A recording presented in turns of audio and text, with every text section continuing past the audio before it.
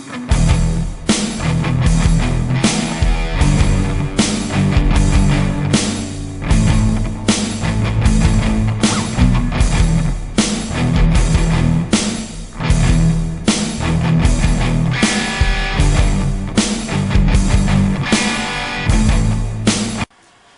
Bubs, today we're going to be talking about upcoming movies, and we have Pacific Rim we're going to be talking about, and Star Trek 2.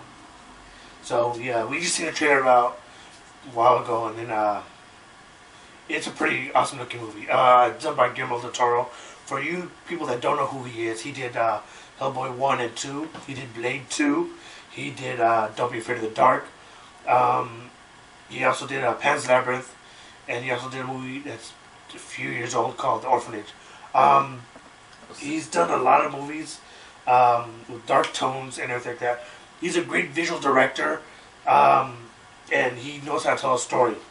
From what we've seen from the trailer looks amazing, awesome. It uses big robots fighting aliens from another world, and it looks pretty badass. It basically looks like Godzilla fighting Mechagodzilla, or Godzilla fighting Ultraman, or however you want to phrase the movie on how it would look.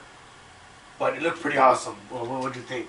I noticed that in the movie, sorry, but it's a game coming up. In the movie, there's a voice of GLaDOS, a character from Portal, one of my favorite games. So, just based off of that, man, I want to rush in there to watch it. But it looks pretty awesome. It looks very video gamey to me. Yeah, it does. It does. So kind of. And it has everything that every kid that wants to see: giant robots, monsters fighting and destroying stuff. It looks like it was made for like somebody making the movie. Now, whoever wrote this movie was like, all right, what did I like when I was a kid? I like giant robots. I like suits of armor. I like guns. Exo Squad. Yeah, those are cool too. But yeah, stuff like that. And and when you look at the trailer, the CGI looks amazing. Looks like they got a great CGI team, special for these visuals, and they did a really amazing job just on the trailer alone. I'm hoping that the movie looks amazing overall. I'm hoping the movie does very well. I know a lot of fans who saw it during the Comic-Con when they showed the little snippet of it. They just went ballistic at seeing the trailer. I saw the trailer and I was amazed on how it looked, and I couldn't wait to see it. I saw Guillermo del Toro's name attached to the movie Pacific Rim. I know what it was. I just wanted to see it because I know with him, he has great visuals, and he has amazing movies that not always going to be great movies, but visually wise, you guarantee he will definitely give you a feast for your eyes. Sweet. Basically, it looks like a Transformer movie. Take out Michael Bay's over elaborate explosions and amazing camera sequences where he's spinning around the actor, or amazingly hot women standing in really nothing there for your or running in slow motion. Basically, that's what you would get with Guillermo del Toro. Great visuals, nice gun action. Just look at Hellboy 1 and 2. He did an amazing job storytelling. Yeah. Visually, the colors and how dark the scenes were amazingly done. Don't Be Afraid of the Dark was definitely a good movie. It was pretty cool on how it was done. I just didn't like the movie. It just felt disappointing. That was my opinion on that. But then you also have another movie that he did, which was Orphanage. It was no monsters at all, but it was definitely a really good movie. But if you want to really see a great visual of his, watch Pan's Labyrinth. It's not in English, but it's definitely worth watching. Just definitely visuals, worth watching. You yes. see it, right? Yeah, visually amazing. Man, just think of this. An original fairy tale. What? Maybe Alice in Wonderland? No. But think of kind of a little bit like that, but a little bit more twisted and more. It's very twisted. But like, just think of Alice in Wonderland gone wrong. Yes. Oh man. Wrong. Yeah. Gone right. But gone right for a certain reason. But that's definitely one movie you should check out if you want to see what I mean by his visuals and how how he sets up certain scenes are very well done. That is definitely one movie I recommend all you guys checking out before you see Pacific Rim to get a feel for who Guillermo del Toro is on director wise. They seem to be very different movies, but they're very different. But as far as visual wise, you get a sense on how visually how well you'll be able to visually give you a scope of what's to come in those battle sequences. The trailer alone doesn't give you what you want of what he can do. Just take a look at some of his older works, and you'll get a glimpse of more of what he can do and handle. But I'm definitely down to go see it. I just love Guillermo del Toro as a director, so I'm definitely down to go check that out. What about you? I'm gonna watch it. Yeah, see, yeah. So I said it right at the beginning. So yeah, it has the voice of GLaDOS. Boom. So there you go. We both will definitely go join us and see this movie. It's definitely one that looks like it'll be fighting for that box office title for this summer, and we'll see. We'll see if they'll take the title from all the other defending titles that are going to be coming out, because we have a lot of sequels coming out this year. Also, another movie we're going to be talking about is Star Trek 2. Mm-hmm. Now, for all of you Trekkies out there, now, I used to like Star Trek when I was growing up, but then when I was introduced to Star Wars, I said, screw Star Trek, it's all about Star Wars and being a Jedi Knight. I'm still a Star Wars fan. I love Star Wars with all my heart. Star Trek's still pretty cool. It's not bad. I'm not going to knock it. Definitely, Star Trek 1 was definitely well needed revamp if they want to bring new fans into the fold of Star Trek mythos that we all know and love. I grew up on the original Star Wars movies, and I thought the remake was definitely a good way to start off the series. I think what they did with that whole time jump and changing the whole linear of time. Like, butterfly flapping its wings, there'll be a hurricane somewhere else, blah, blah, blah, the butterfly effect. That was definitely a good run, because now you can start the Star Trek series off on a different timeline than it would have been, and you can have new surprises and new things that can happen, it's going to be new and exciting for us. With the bringing of Benedict Cumberbatch playing the villain, it's unsure who's playing. It's not showing on IMDb as villain. It's unknown.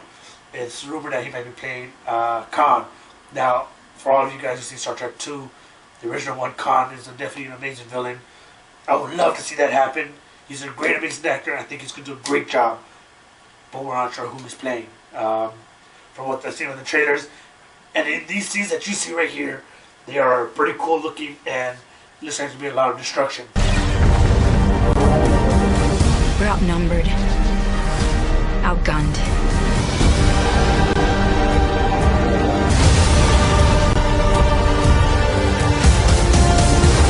No ship should go down without her captain.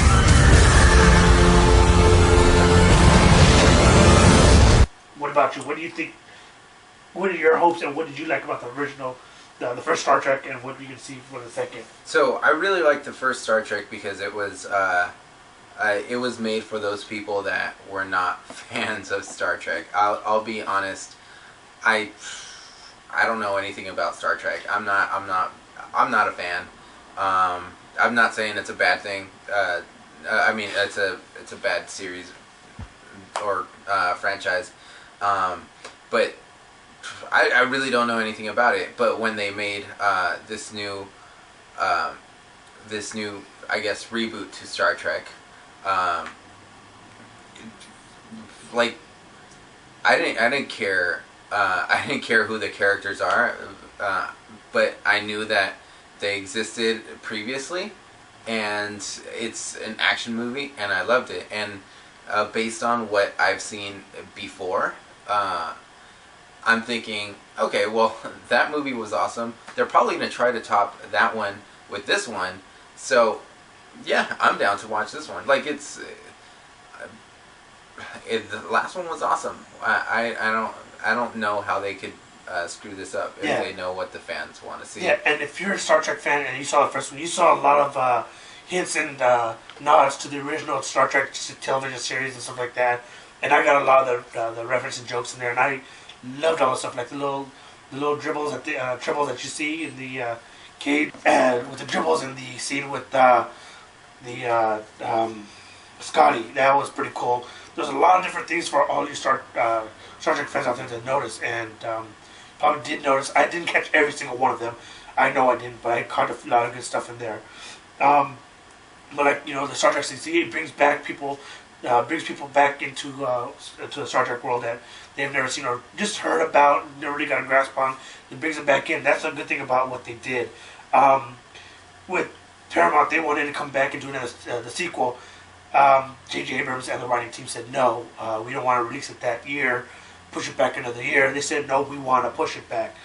J.J. Abrams said, you know what, we want to make a better sequel. We don't want to rush it. Give us another year. It would be a lot better.